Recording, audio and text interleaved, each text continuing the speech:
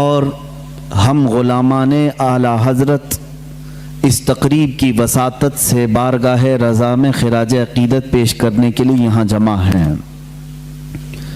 میں اپنی گفتگو اس بات سے شروع کروں گا، احمد رضا کا تازہ گلستان ہے آج بھی، خورشید علم ان کا درخشاں ہے آج بھی۔ کس طرح اتنے علم کے دریا بہا دیے، اہل ہنر کی عقل حیراں ہے آج بھی، سب ان سے جلنے والوں کے گل ہو گئے چراغ، احمد رضا کی شمع فروزاں ہے آج بھی۔ عزیزان گرامی وقار، اس شمع کو فروزاں ہی رہنا ہے، اس لیے کہ اس کو نور ملا ہے مصطفیٰ کریم صلی اللہ علیہ وسلم سے۔ اللہ رب العزت جس شمع کو روشن کرے صبح قیامت تک اسے کوئی بجھا نہیں سکتا۔ قرآن بھی کہتا ہے کفار و مشرکین اپنے منہ کے پھونکوں سے اللہ کے چراغ کو بجھانا چاہتے ہیں۔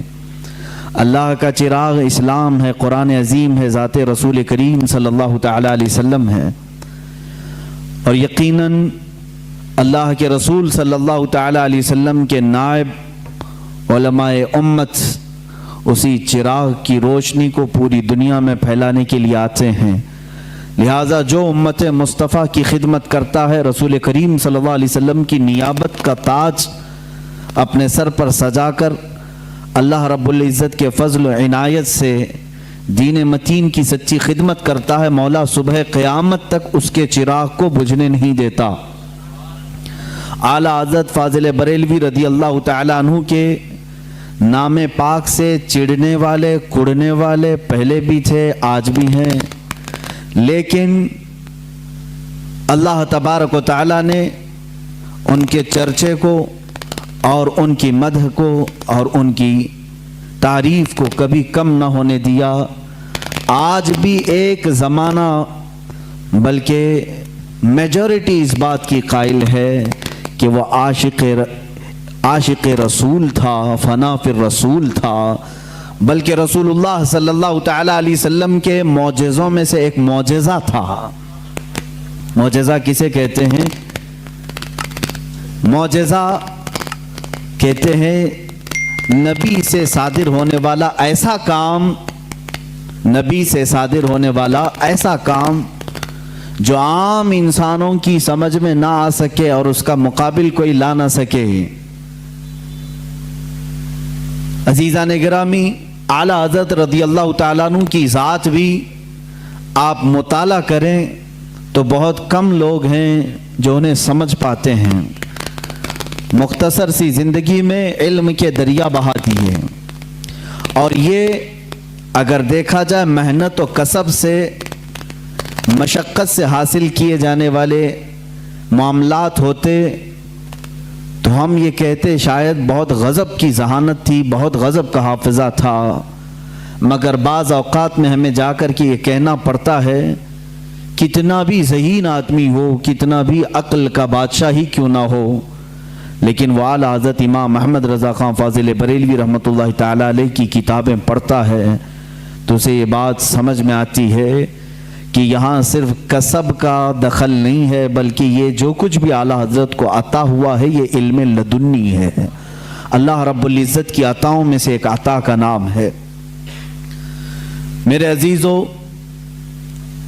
تقریباً 102 سال کا عرصہ ہو گیا اعلیٰ حضرت فاضل بریلوی رضی اللہ تعالیٰ عنہ کے اس زار فانی سے کوچ فرما کر، لیکن ان کا علم تازہ ہے، درخشاں ہے، ان کی تعلیمات ہر جگہ پر ہیں، بلکہ دیکھیں اللہ تبارک و تعالیٰ نے اس مرد مجاہد کو اس مقام پر پہنچایا جس نے اپنی زندگی عشق رسول میں وقف کر دی، دفاع ناموس رسالت کے لیے اپنی پوری زندگی کو ختم کیا۔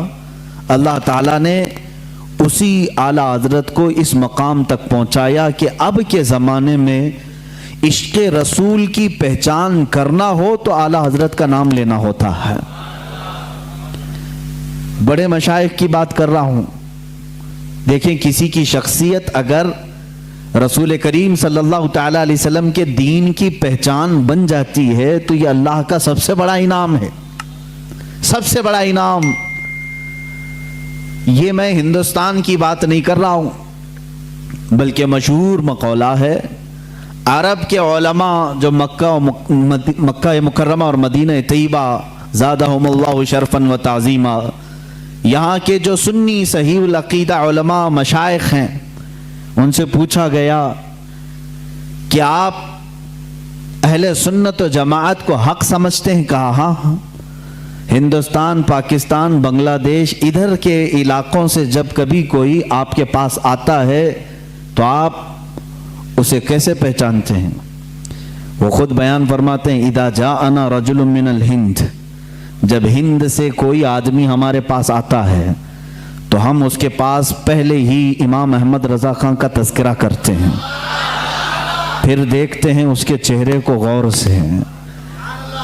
علماء حرمین کہہ رہے ہیں ہم اعلیٰ حضرت کا ذکر اس کے سامنے کرتے ہیں کہ ہندوستان میں ایک مولانا ہیں جن کا نام احمد رضا خان ہے، بریلی سے تعلق رکھتے ہیں، فلاں فلاں کتابیں لکھے ہیں، ہم ان کا ذکر کرتے ہیں اور پھر اس کا چہرہ غور سے دیکھتے ہیں۔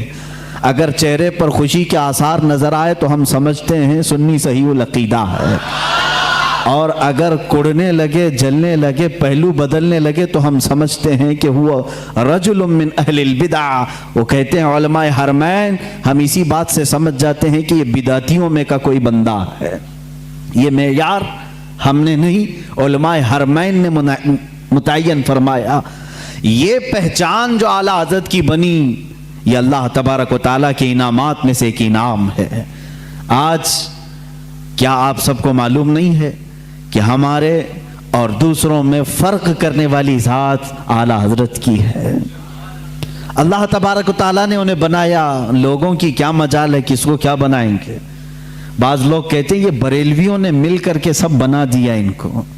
میاں بریلویوں نے مل کر کے اگر انہیں بنایا ہے تو تم بھی سارے مل کر کے ایک اعلیٰ حضرت بنا دو، ایسا کوئی اعلیٰ حضرت بنا دو۔ انسانوں کے بس میں نہیں ہے اللہ کے ولی کو بنانا، وہ اللہ جسے چاہتا ہے اپنا ولی بناتا ہے۔ ذالک فضل اللہ یؤتیہ من یشاء، وہ اللہ کا فضل ہے، وہ جسے چاہے عطا فرماتا ہے۔ اب میں آپ کو یہاں چند اصطلاحیں بھی بتاؤں۔ شریعت طاہرہ میں، ہمارے دین اسلام میں ایک اصطلاح بولی جاتی ہے مجدد۔ مجدد دین کو صحیح طریقے سے اپنے زمانے میں پیش کرنے والا، جب اس پر گرد و غبار جمع ہو جائے، جب اس پر لوگ خرافات، بدعات، واہیات بھر دیں تو ایک مجدد آتا ہے، ان سب کو ختم کر کے دین اسلام کا صحیح چہرہ پھر امت مصطفیٰ کے سامنے پیش کرتا ہے، اسے مجدد کہتے ہیں۔ یہ مجدد کا لفظ بھی ملا ہے ہمیں حدیث رسول سے۔ اللہ کے حبیب صلی اللہ تعالی علیہ وسلم نے ارشاد فرمایا، سنن ابو داؤد کی حدیث ہے، ان اللہ یبعث لہذه الامة رأس كل 100 سنة من یجدد لها دینها۔ اللہ کے حبیب صلی اللہ علیہ وسلم فرماتے ہیں، بے شک اللہ تعالیٰ اس امت میں ہر 100 سال پر ایک ایسا شخص پیدا کرتا ہے جو میرے دین کو تجدید کر کے صحیح چہرے کے ساتھ پیش کرتا ہے۔ ہر صدی میں، ہر 100 سال میں ایک ایسی شخصیت پیدا ہوتی ہے جو دین کا صحیح چہرہ امت کے سامنے پیش کرتی ہے۔ ہاں، ہم جس زمانے میں ہے، اس زمانے میں ہمیں مجدد کی پہچان جو ملی، اعلیٰ حضرت امام احمد رضا خان فاضل بریلوی رضی اللہ تعالیٰ عنہ شہرۂ آفاق ہیں، اس لیے مجدد کا لفظ آپ نے زیادہ طور پر اعلیٰ حضرت کے لیے سنا ہوگا۔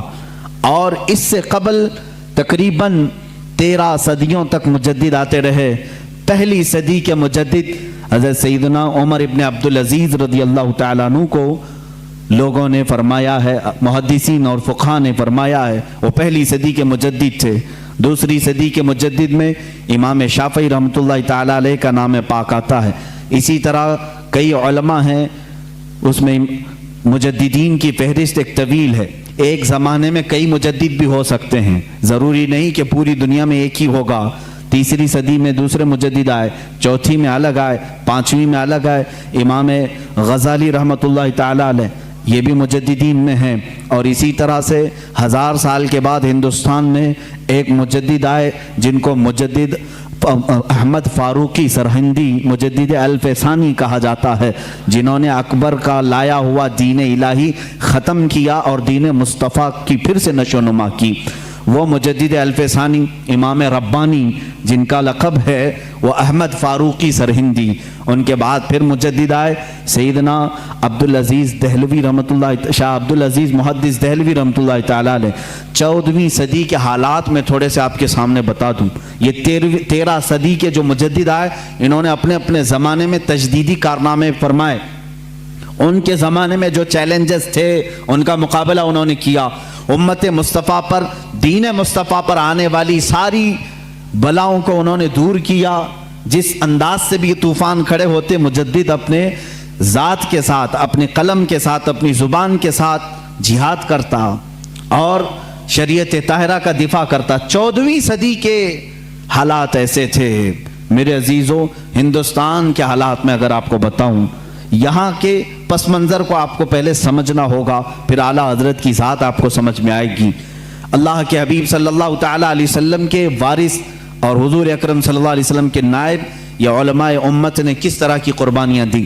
ہندوستان کے حالات ایسے تھے، ایسٹ انڈیا کمپنی کے نام سے انگریز اپنے قدم جما رہے تھے، اور انگریز جب یہاں پر پھیلنا شروع ہوئے، پہلے انہوں نے بنگال کو اپنے قابو میں کیا، پھر اس کے بعد گوا میں، ادھر ادھر علاقوں میں اپنی کمپنی کے نام سے شروع کیا، بمبئی کو قبضے میں لیا۔ یہ وہ دور تھا جب یہاں پر مغل سلطنت آخری سانسیں لے رہی تھی۔ بہادر شاہ ظفر جس کے آخری حکمراں رہے ہیں، یہ کمزوری کے ایام تھے، مغل سلطنت کی علالت کا دور تھا، اور انگریزوں نے اس کمزوری کا فائدہ اٹھا کر کے ہندوستان میں اپنے قدم جمائے۔ جانتے ہیں اس وقت پورے ہند میں، ابھی ہندوستان کی تقسیم نہیں ہوئی تھی، یہ بنگلہ دیش بھی ہندوستان کا حصہ تھا، یہ پاکستان بھی ہندوستان کا حصہ تھا، افغانستان کے بھی کئی علاقے ہندوستان کے حصے میں آتے تھے، بڑا ہند تھا اس زمانے میں۔ پورے بر صغیر اس کو کہا جاتا ہے، سب کانٹیننٹل ہندوستان کو، بر صغیر شبہ القارۃ الہندیہ اس کو عربی میں کہتے ہیں، یعنی ایک انٹر کانٹیننٹل کے برابر ہی ہندوستان کو سمجھا جاتا ہے، تھوڑا چھوٹا اس سے۔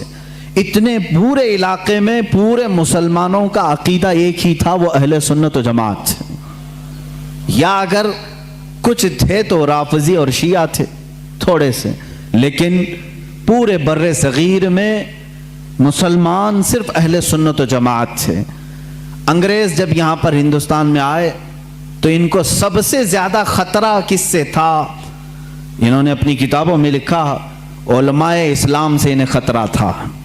علماء اسلام ان کے خلاف کھڑے ہو سکتے تھے، اور ظاہر سی بات ہے اس وقت ابھی ترکی کی خلافت عثمانیہ بھی موجود تھی، اور ہندوستان میں مغل سلطنت تھی۔ مسلمانوں کا دبدبہ ایسا تھا کہ ایک بار اگر بادشاہ اسلام جہاد کا اعلان کر دے تو سارے کفن بردوش سڑکوں پر آ جاتے۔ ایک اعلان ہو جائے، نوجوان تو نوجوان، بوڑھے بھی راستوں پر آ جاتے اپنی جان اللہ کی بارگاہ میں پیش کرنے کے لیے۔ ہر زمانے میں ہمارے ہاں دائرہ اسلام میں، میں آپ کو بتاؤں، مرنے سے کبھی کوئی مسلمان خوف نہیں کھاتا تھا۔ اسی لیے 1947 کی جو آزادی کی جنگ ہے، اس میں آپ دیکھیں گے تاریخ اگرچہ آپ کو بتائی نہیں جاتی، 1 لاکھ سے زیادہ مسلمانوں کی بھی موت اس میں ہوئی، شہادت ہوئی ہے، اور تقریباً 1857 سے اگر میں گناؤں 30,000 صرف علماء اہل سنت ایسے ہیں جن کو درختوں پر پھانسی پر لٹکایا تھا انگریزوں نے۔ یہ ہماری قربانیاں ہیں، اور انگریز یہ اچھی طرح سے جانتا ہے، جس کو اقبال نے کہا، یہ فاقہ کش موت سے ڈرتا نہیں ذرا، روح محمدی اس کے بدن سے نکال دو، عرب کو دے کر کے عجم کے تخیلات، اسلام کو حجاز و یمن سے نکال دو۔ انگریز یہی سوچتا ہے کہ یہ فاقہ کش موت سے ڈرتا نہیں، اس کے جسم سے روح محمدی نکال دو، عشق مصطفیٰ نکال دو۔ اس زمانے میں انگریزوں نے جب یہ دیکھا کہ یہاں ان کی یونٹی اور ان کے اتحاد سے ہمارے لیے خطرہ ہے، تو ظاہر سی بات ہے ہر زمانے میں منافقین کو خریدنے کی کوشش کی جاتی رہی ہے، ہر زمانے میں۔ وہ زمانہ بھی ایسا رہا کہ انگریزوں نے اپنے خلاف بولنے والوں کو کالا پانی کی سزا دی، انڈمان نکوبار بھیجا، پھانسی کی سزائیں دی، لیکن وہی انگریز چند علماء کو خریدتا رہا، چند مولویوں کو خریدا اور ان کے درمیان، مسلمانوں کے درمیان اختلافات ڈالنے کی کوششیں کی، کیونکہ مشہور ہے، یہ میری اکیلے کی بات نہیں، سارے لوگ جانتے ہیں ڈیوائیڈ اینڈ رول کی پالیسی کس کی رہی ہے؟ انگریزوں کی رہی ہے، سب جانتے ہیں۔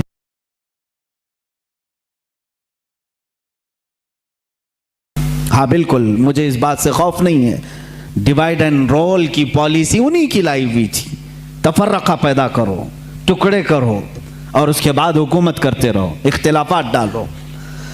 تو انہوں نے ہندوستان میں اس چیز کی کوشش کی، اور سب سے پہلے اختلافات جو جنم لیتے ہیں وہ قادیان پنجاب سے، وہاں سے ایک مرزا غلام احمد قادیانی نام کے شخص کو اٹھایا گیا، انگریزوں نے اس کی بہت بھرپور مدد کی، تعاون کیا پیسوں سے، اور پھر اس کے ذریعے سے نئی نئی چیزیں لانا شروع کیا۔ یہ وہی زمانہ ہے، یہ 14ویں صدی کا زمانہ، ہجری کے مطابق میں کہہ رہا ہوں، اور 1857 سے پہلے کے یہ معاملات ہیں۔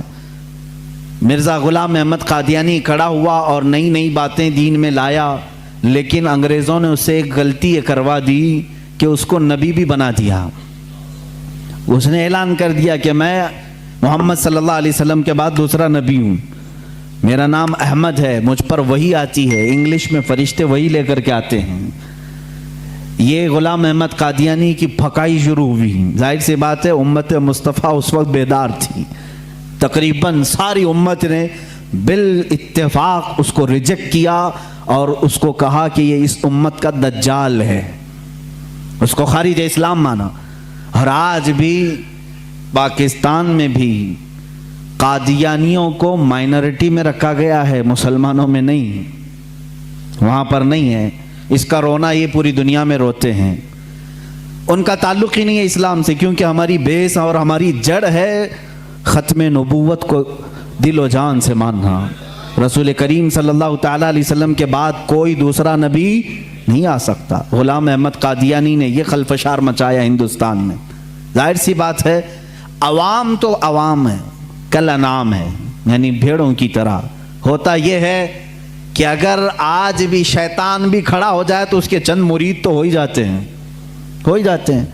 دیکھتے نہیں آپ کیسے کیسے باباؤں کے مرید ہوتے ہیں؟ ارے ان کی بیویوں کو یہ ورغلا کر کے اپنی بیوی بنا لیتے ہیں، تب بھی یہ مرید ہی بنا ہوا ہے۔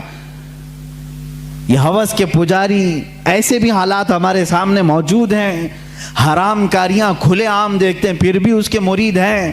اسی لیے میں کہتا ہوں یہ تو الگ بات ہے، شیطان اگر کھڑا ہو کر کے کہہ بھی دے کہ میں شیطان ہوں تب بھی تھوڑے مرید اس کے ہو ہی جائیں گے، کچھ تو بھلا کر دے گا یہ، معاذ اللہ رب العالمین۔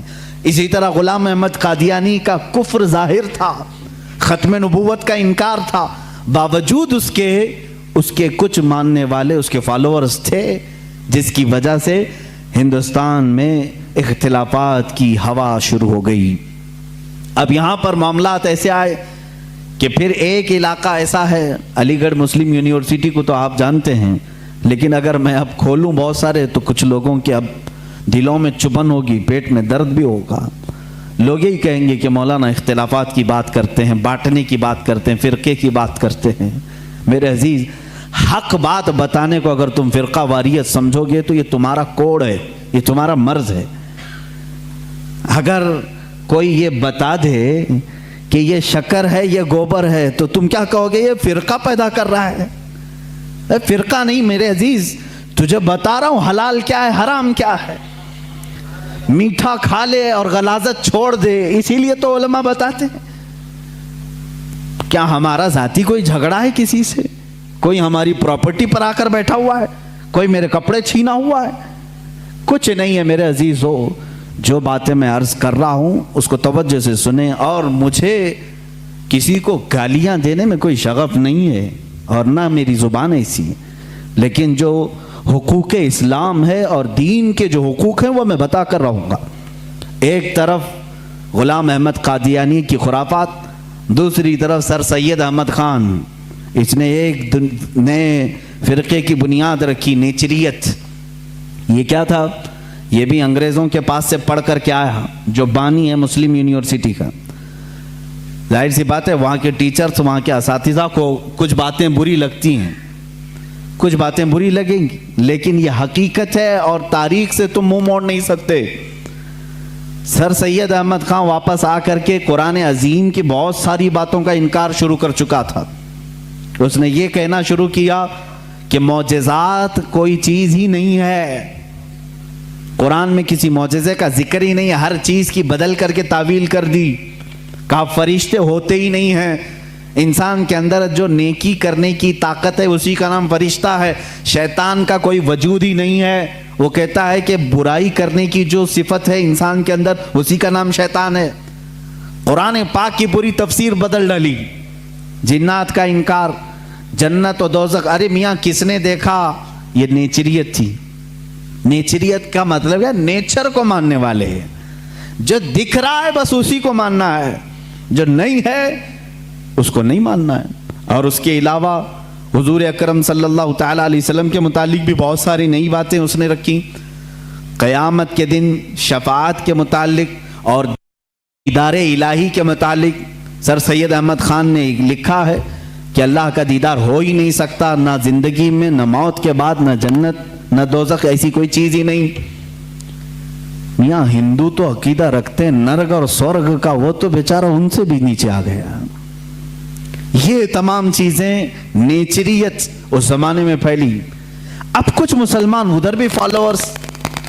سر سید احمد خان کوئی نیا پیدا نہیں ہوا تھا, یہ بھی انگریزوں سے پڑھ کر کے متاثر ہو کر کے آیا, انگلینڈ سے یا یورپی کنٹریز سے. اور مسلمان اس کو جو ظاہر سی بات ہے تھوڑا روشن خیال سمجھتے ہیں, ارے یہ بہت ہی ماڈرن ہے, نیا علم لے کر کیا ہیں, اس کے پیچھے چلنے لگے. اس نے علم کے نام پر بہت سارے مسلمانوں کا عقیدہ خراب کیا. ایک طرف یہ معاملات, قادیانی فتنہ اپنی جگہ پر, نیچری فتنہ اپنی جگہ پر, اور پھر دیوبندی فتنہ ایک اور. یہاں پر میں آج انصاف کے ساتھ عرض کرنا چاہوں گا, آج جو دیوبند ہے یا جو دیوبندی ہیں, اگر ان کو میری بات بری لگتی ہے تو ٹھنڈے دل سے میرے عزیز اپنے دل پر ہاتھ رکھ کر کے سوچو. آؤ میں تمہیں دعوت دیتا ہوں, آؤ ہم ان تمام چیزوں پر جمع ہو جاتے ہیں جو صحابہ اور تابعین سے تھی. کوئی نئی بات تم اپنی کتاب میں نہیں لاؤ گے, کوئی نئی بات میں اپنی کتاب میں نہیں رکھتا. آؤ اتحاد کرو, میں اس اتحاد کا اعلان کرتا ہوں. لیکن جو نئی باتیں آئیں اس کا تم انکار کرو گے, علل اعلان کرو گے, اور یہ بھی کہو گے کہ ہم ان سے دور ہیں. ہوا یہ کہ اعلیٰ حضرت رضی اللہ تعالیٰ عنہ کے زمانے سے تھوڑے سے پہلے کی حالات میں بتا رہا ہوں آپ کو. دارالعلوم دیوبند کے بعد 4 علماء میں صاف صاف آج عرض کرتا ہوں جن کی کتابوں سے پوری امت میں تنازع پھیل گیا, اختلاف پھیلا. لوگ ہم کو اختلاف کا فتویٰ دیتے ہیں, اگر نہ یہ کتابیں آتی نہ یہ کوئی فتوے آتے. کتابیں لکھی گئی, کتابوں میں اچھی باتیں تھی, حضور صلی اللہ علیہ وسلم کی سیرت پر بھی کچھ کتابیں لکھی گئی, اللہ کی شان میں لکھی گئی, بہت ساری باتیں اچھی تھیں. لیکن بیچ میں چل کر کچھ عبارتیں ایسی کہ لڑکھڑا گئی, اور وہ اتنی لڑکھڑا گئی کہ عام مسلمان بھی اسے بولنا پسند نہیں کرے گا. براہین قاطعہ کتاب کا نام بول رہا ہوں, تقویت الایمان کتاب کا نام ہے, تحذیر الناس کتاب کا نام ہے, حفظ الایمان کتاب کا نام ہے. یہ وہ کتابیں جو آج چھپی نہیں ہیں, مارکیٹ میں چھپی ہیں, ابھی بھی موجود ہیں, ابھی بھی موجود ہیں. انہی کتابوں کی عبارات کی وجہ سے ہی تو یہ تنازع پھیلا پورے امت میں, اختلافات. اہل سنت و جماعت متحدہ متفقہ ایک ہی جماعت تھی بر صغیر میں. ان کتابوں کے آنے کے بعد ہوا کیا, ایک کتاب میں لکھا گیا اللہ جھوٹ بول سکتا ہے. نئی بات تھی, اس بات پر آج تک امت نے کبھی کسی بھی شیخ کسی بھی بزرگ سلف صالحین سے مجھے عبارت لا کر کے دکھاؤ اس سے پہلے کوئی بات ہوئی تھی؟ پھر ایک کتاب میں عقیدہ توحید کو بیان کرتے ہوئے مولوی اسماعیل دہلوی صاحب نے یہ تک لکھ دیا حضور صلی اللہ تعالی علیہ وسلم کا خیال نماز میں آنا گدھے اور بیل کے خیال سے بدتر ہے۔ یہ نئی بات تھی کہ نہیں تھی؟ اور جا کر کے کراس ویریفیکیشن کر لینا، اگر میں جھوٹ بولوں تو میرا جبہ پکڑ لینا اور جو سزا دے سکتے ہو دو۔ میں یہ لفاظی نہیں کر رہا ہوں اور نہ پھکائی کر رہا ہوں، یہ جملے آج کتاب میں موجود ہیں۔ تقویت الایمان میں حفظ الایمان کتاب آئی، اس میں مولوی اشرف علی صاحب نے حضور صلی اللہ تعالی علیہ وسلم کے علم غیب پر بحث کرتے کرتے یہ کہہ دیا، حضور کے علم غیب کی کیا تخصیص یعنی ان کی کیا خصوصیت ہے؟ اتنا علم غیب تو زید کو، پاگلوں کو، بچوں کو، بلکہ جانوروں کو بھی حاصل ہے۔ شیطان کا علم غیب تو قرآن سے ثابت ہے، انہوں نے کہا شیطان کا علم غیب قرآن سے ثابت ہے، حضور صلی اللہ علیہ وسلم کے علم غیب کی کیا خصوصیت ہے؟ یعنی برابر ہو گئے، شیطان کو جتنا علم ہے اتنا ہی محمد صلی اللہ علیہ وسلم کو ہے۔ میرے عزیزو، کیا یہ باتیں دل پر نہیں لگتی مسلمانوں کے؟ یہ عبارتیں آئی، کتابوں میں لکھی گئی، اور بڑا فتنہ یہاں سے بھی ہوا مولوی قاسم نانوتوی صاحب کی کتاب سے کہ انہوں نے یہ بھی لکھا کہ بالفرض بعد زمانے نبی کے اگر کوئی دوسرا نبی پیدا ہو گیا تو حضور کے خاتم النبیین ہونے میں کوئی فرق نہیں آئے گا، یعنی کوئی دوسرا نبی پیدا ہو سکتا ہے اگر ہو گیا، اگر مگر کی بات ہی چھوڑو، جب حضور نے 1400 سال پہلے کہہ دیا، فرما دیا کہ میرے بعد کوئی نبی نہیں ہو سکتا تو نہیں ہوگا۔ آپ کتاب میں یہ نئی بات لکھنے کی کیوں ضرورت پیش کی؟ آپ کو کیوں ضرورت پیش آئی کہ اگر اب کے زمانے میں بھی کوئی نبی آئے گا تو حضور کے خاتم النبیین ہونے میں کوئی فرق نہیں آئے گا؟ تو آپ کی اس بات سے پتہ نہیں کتنے محلوں میں کہاں کوئی نبی ہونے کا اعلان کر دے گا۔ عزیزان گرامی وقار، یہ کتابیں پورا کا پورا ہندوستان ایک کھلبلی مچا چکی تھی، کوہرام بپا تھا، تنازعات میں گھر گئے۔ قادیانی اپنے نبی ہونے کا اعلان کر رہا ہے، ادھر ایک نیچری فرقہ ہے علی گڑھ سے جو قرآن کے معجزات کا انکار، حسیات کو صرف ماننے والا، نیچر کو صرف ماننے والا اور مغیبات کو نہیں تسلیم کرنے والا، اور ایک طرف عظمت رسالت صلی اللہ تعالی علیہ وسلم پر، رسول کریم صلی اللہ تعالی علیہ وسلم کے متعلق یہ سارے جملے آ رہے ہیں۔ چلو 100 سال کا عرصہ گزر گیا، آج بھی میں دعوت دیتا ہوں، آج تو سوشل میڈیا کا زمانہ ہے، میری یہ دعوت قبول کریں علماء دیوبند یا جو بھی، میں آپ سے اتحاد کر لوں گا، سینے سے سینہ لگا لوں، لیکن صرف یہ باتوں سے تم انکار کر دو اور کہو کہ وہی عشق رسالت ہمارے اندر ہے جو سیدنا ابو بکر صدیق میں تھا، سیدنا عمر فاروق میں تھا، عثمان ابن عفان میں تھا، حیدر کرار میں تھا، رضوان اللہ تعالی علیہ مجمعین۔ جو مشائخ اہل سنت نے ہمیں محبت رسول اور تعظیم رسول سکھایا ہے اسی پر ہمارا اتفاق ہے، آؤ میں سینے سے سینہ لگانے کو تیار ہوں۔ ہم کون سا اختلاف چاہتے ہیں آپ سے؟